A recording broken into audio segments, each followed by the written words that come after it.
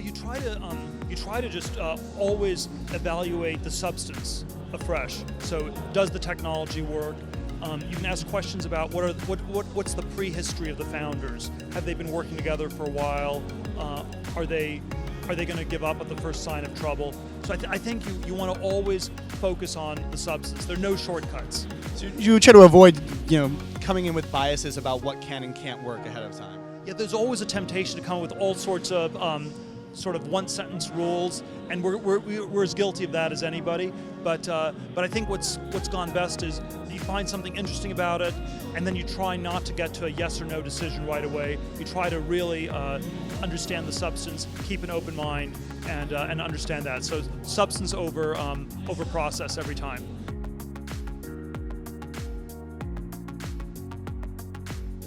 Well, there's you always want to get the team, the technology, and the business strategy. So you have to get all three of those to work. And so if people want to talk about the technology, we'll talk about the people and the business strategy. So you go to the other two topics if they don't want to talk about them that much.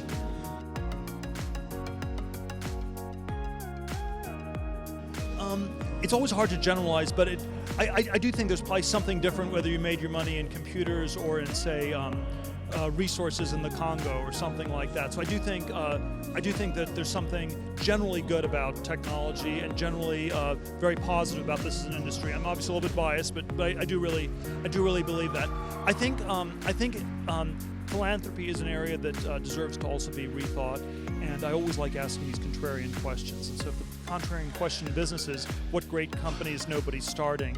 In philanthropy, the contrarian question I think is always something like, what great cause does nobody want to support? And so I always, one of the questions I always like to ask is, why is a cause unpopular? I don't want to give money to popular causes. I feel those are well enough funded. I think it's the unpopular causes that deserve to get more.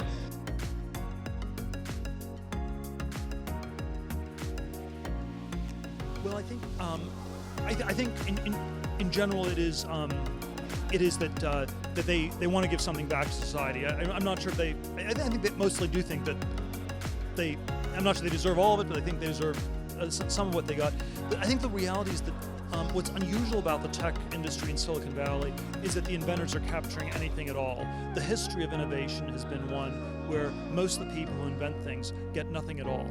And so the Wright brothers came up with the first airplane but didn't get rich. Or even the original Edison versus Tesla. You can say Tesla was the greater inventor and that was the better way to go, but somehow Edison edged out Tesla.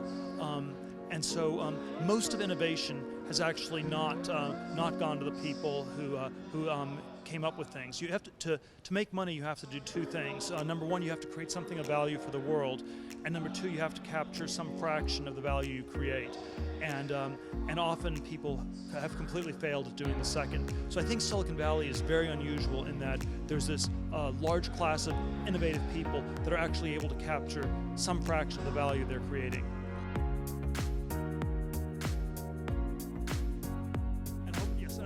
I always would say that you want to make a difference for the better in a way that's not just looking for status, not just in a respectable way, but people should try to be courageous in their philanthropy, just as they're courageous when they started a company.